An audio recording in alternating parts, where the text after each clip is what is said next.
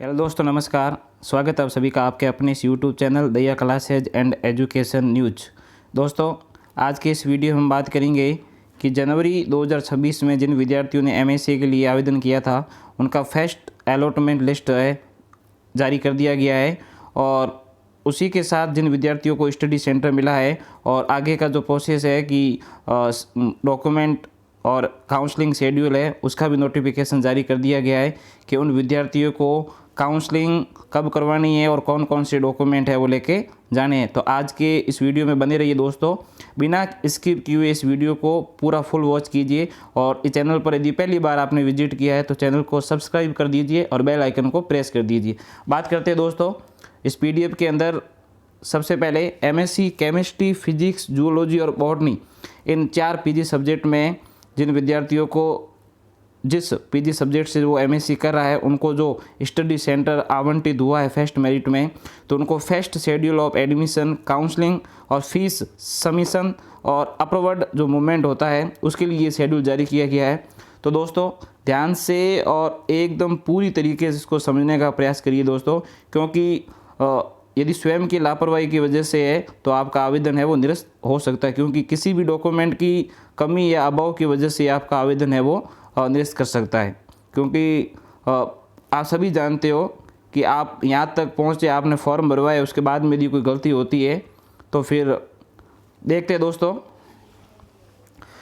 MSc chemistry, physics, zoology, botany कार्यक्रम में प्रवेश सत्र जनवरी 2026 के लिए अभ्यर्थियों के लिए प्रथम मेरिट लिस्ट, प्रवेश काउंसलिंग समय सारणी, फीस जमा, अपवर्ड मूवमेंट की समय सारणी और अन्य संबंधित जो जितने भी प्रकार के दिशा निर्देश है वो इस पीडीएफ में दे रखा है।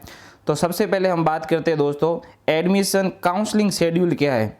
तो काउंसलिंग जो डेट रखी गई है इन्होंने 11/3/2026 और 12/3/2026, इन दोनों जो तारीख है इन दोनों तारीखों में आपको उपस्थित होना है सुबह 10 से लेकर शाम को 4:45 PM तक। इन दोनों जो तारीख में डेट में आपको उपस्थित होना है और अपनी काउंसलिंग करवानी है। अब बात करते हैं दोस्तों कि अभ्यर्थी को दिनांक 11/3/2026 या 12/3/2026 में से किसी भी एक दिन प्रवेश काउंसलिंग के लिए उससे संबंधित क्षेत्रीय केंद्र पर उपस्थित होना है, और अभ्यर्थियों को जो अभ्यर्थी है उसको आवंटित जो अध्ययन केंद्र हुआ है, जो अध्ययन केंद्र जो स्टडी सेंटर उसको आवंटित हुआ है, उस पर प्रवेश काउंसलिंग हेतु रिपोर्टिंग नहीं करनी है।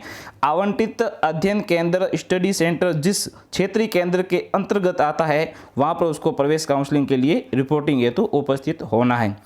इस लाइन का अर्थ समझिए दोस्तों, जो स्टडी सेंटर आपको आवंटित हुआ है, आपको काउंसलिंग के लिए जो रिपोर्टिंग करवानी है वो उस कॉलेज में नहीं करवानी है आपको, जो स्टडी सेंटर जिस रीजनल सेंटर के अंतर्गत आता है, तो जो रीजनल सेंटर के अंतर्गत आता है आपको वहाँ के क्षेत्रीय केंद्र पर जाना होगा, और जो आपकी जो प्रतिलिपियाँ है, जितनी स्व प्रतिलिपियाँ और ओरिजिनल जो डॉक्यूमेंट है उनको ले जाकर आपको वहाँ पर काउंसलिंग और अपनी रिपोर्टिंग करवानी है। ये ध्यान रहे, स्टडी सेंटर पर आपको नहीं जाना है। दूसरा पॉइंट है, मेरिट सूची के अभ्यर्थी को प्रवेश काउंसलिंग हेतु प्रवेश योग्यता के मूल दस्तावेजों एवं उसकी स्व प्रमाणित प्रति के साथ उपस्थित होना है। अब दोस्तों, एक तो आपको ओरिजिनल डॉक्यूमेंट लेके जाने हैं, और दूसरी बात है सभी की एक एक फोटोकॉपी है और उस पर स्वयं के सिग्नेचर के साथ कि स्व प्रमाणित करना है, अर्थात कि आपको अपने सिग्नेचर करने हैं। वही विद्यार्थी काउंसलिंग के लिए पात्र पाए जाएंगे जो विश्वविद्यालय वेबसाइट पर उपलब्ध एमएससी एडमिशन गाइडलाइन 2026 के अनुसार योग्यता को पूरी करते हो। जो एमएससी एडमिशन जो गाइडलाइन थी 2026 की, उसके अकॉर्डिंग सारे डॉक्यूमेंट यदि आप पूरे हैं आपके पास में, तो आपकी जो योग्यता में किसी प्रकार की कोई कमी नहीं है तो आपको कोई समस्या नहीं है। यदि किसी प्रकार की कोई समस्या है और यदि किसी डॉक्यूमेंट की कमी है तो उसकी उपस्थिति में वो विद्यार्थी का जो आवेदन है वो निरस्त हो सकता है। उक्त तिथियों पर किसी भी कारण से व्यक्ति उपस्थिति के अभाव में विद्यार्थी की दावेदारी समाप्त मानी जाएगी। विद्यार्थी को स्वयं को ही वहाँ उपस्थित होना है, ये ध्यान रहे। फिर है एडमिशन काउंसलिंग डिटेल। सबसे पहले एमएससी बॉटनी दे रखा है दोस्तों, तो यहाँ पर देख सकते हो किस प्रकार के कौन से रीजनल सेंटर के अंतर्गत आता है। देखिए रीजनल सेंटर बीकानेर के अंतर्गत ये स्टडी सेंटर जो दे रखे हैं कि गवर्नमेंट डूंगर कॉलेज बीकानेर, ठीक है। उसी प्रकार से रीजनल सेंटर जयपुर के अंतर्गत कौन से स्टडी सेंटर आते हैं ये देख सकते हो आप। उसके बाद में रीजनल सेंटर जोधपुर, उसके बाद में रीजनल सेंटर कोटा, उसके बाद में रीजनल सेंटर बीकानेर, फिर रीजनल सेंटर जयपुर, फिर रीजनल सेंटर जोधपुर, फिर रीजनल सेंटर कोटा। जिस रीजनल सेंटर के अंतर्गत जो स्टडी सेंटर आता है उसको आप देख सकते हो। उसके बाद में सेम उसी प्रकार से केमिस्ट्री भी है, फिर उसी प्रकार फिजिक्स है, फिर उसी प्रकार से एमएससी जूलॉजी है, फिर उसी प्रकार से ये सारे जो पीजी सब्जेक्ट के जो रीजनल सेंटर और स्टडी सेंटर के बाद में बात करते हैं। जो इम्पोर्टेंट है आवश्यक जो दस्तावेज है, जो इम्पोर्टेंट जो डॉक्यूमेंट है अपने, उन डॉक्यूमेंट को एकदम ध्यान पूर्वक देखिए दोस्तों। निम्न मूल प्रमाण पत्र एवं स्वयं द्वारा सत्यापित छाया प्रति। एक तो ओरिजिनल डॉक्यूमेंट होना ही चाहिए, उसके साथ साथ सबकी जो छाया प्रति है, जिसे अपन क्या बोलते हैं उसको फोटोकॉपी, जो एक एक स्व प्रमाणित उस पर सिग्नेचर किया वो होना चाहिए। तो सबसे पहले एक नंबर पर है प्रोविजनल सीट अलॉटमेंट लेटर, जिसका प्रिंट आउट है। जो लिस्ट तो है ही, उसके अंदर बाद में जब आप साइट में जाते हो तो वहाँ आपका फॉर्म नंबर और जो जन्म तिथि है उसको लिख के बाद में आपका जो प्रिंट, जो अलॉटमेंट सीट आवंटित हुई जो स्टडी सेंटर, उसका एक प्रिंट लेना आपको। उसके बाद में आवेदन फॉर्म का प्रिंट आउट, जिस समय आपने एमएससी एडमिशन जनवरी 2026 का फॉर्म भरा था ना, एक तो वो आवेदन फॉर्म उसका प्रिंट लेना आपको। स्वयं का राजकीय मान्यता प्राप्त कोई भी पहचान पत्र, वो भी स्वयं द्वारा सत्यापित प्रति, फोटोकॉपी और ओरिजिनल दोनों ही लेनी है। फोटोकॉपी पर सिग्नेचर करना है। कक्षा की 10वीं की मूल अंक तालिका या प्रमाण पत्र है उसकी स्वयं द्वारा सत्यापित छाया प्रति जन्म तिथि के सत्यापन हेतु। उसी प्रकार से कक्षा 12वीं की मूल अंक तालिका और उसका प्रमाण पत्र।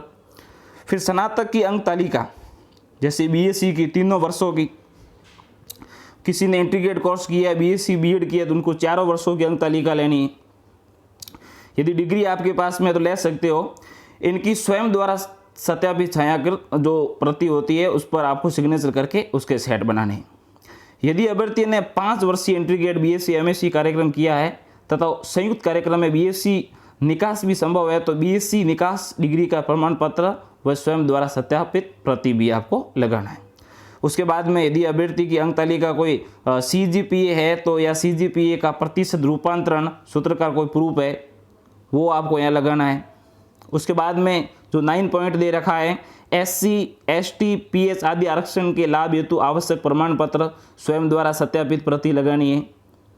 और 10वां है जाति प्रमाण पत्र ओबीसी, जो एसबीसी और एमबीसी श्रेणी का, जो राज्य सरकार द्वारा जारी निर्देशों के अंतर्गत होना चाहिए। उसी प्रकार से देख सकते हो 11वां पॉइंट आर्थिक रूप से पिछड़े वर्ग ईडब्ल्यूएस का प्रमाण पत्र राज्य सरकार द्वारा जारी निर्देशों के अंतर्गत होना चाहिए।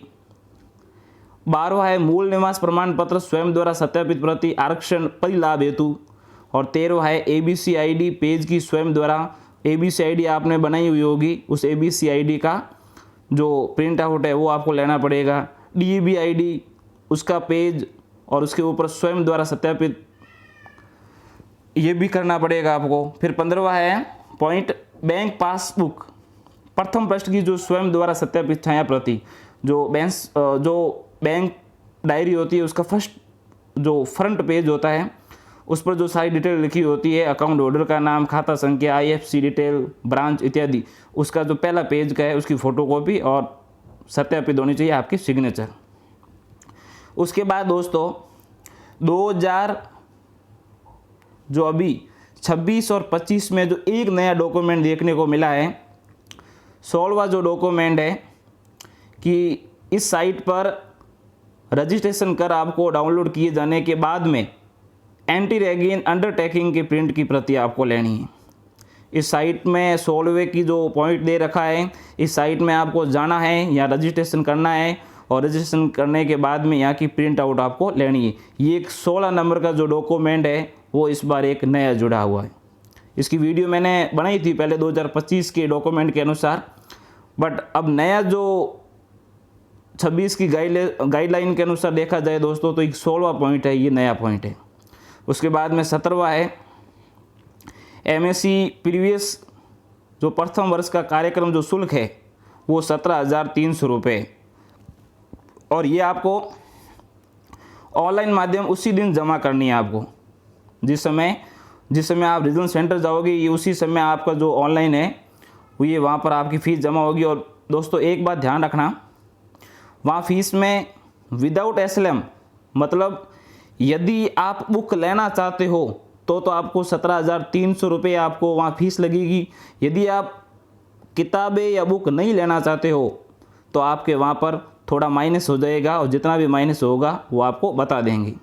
विश्वविद्यालय वेबसाइट पर दिए गए MSc एडमिशन जनवरी 2026 संबंधित जो लिंक है इस पर दिए गए फीस जमा लिंक के माध्यम से ऑनलाइन जमा करने हेतु फीस जमा संबंधित लिंक आवेदन फॉर्म सत्यापन के उपरांत ही खुल जाता है, और आवेदन फॉर्म सत्यापन के ठीक उपरांत अभ्यर्थी फीस जमा करवा सकता है।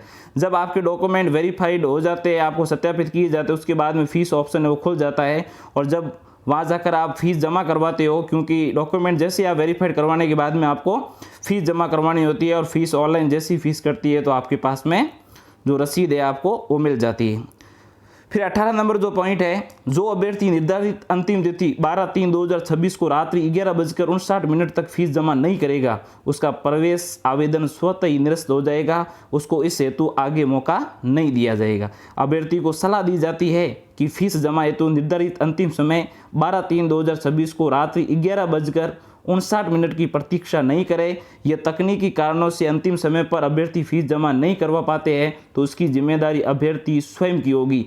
इस संदर्भ में अभ्यर्थी का कोई दावा स्वीकार नहीं किया जाएगा कि तकनीकी समस्या आने की स्थिति में उसके निदान हेतु ये वेबसाइट पर दिए गए हेल्पलाइन नंबर पर आप संपर्क कर सकते हो। यदि किसी प्रकार की तकनीकी समस्या आती है तो अलग बात है, यदि खुद की लापरवाही की वजह से यदि फीस नहीं जमा करा पाता है तो ये उस विद्यार्थी की जिम्मेदारी है, ये ध्यान रखना।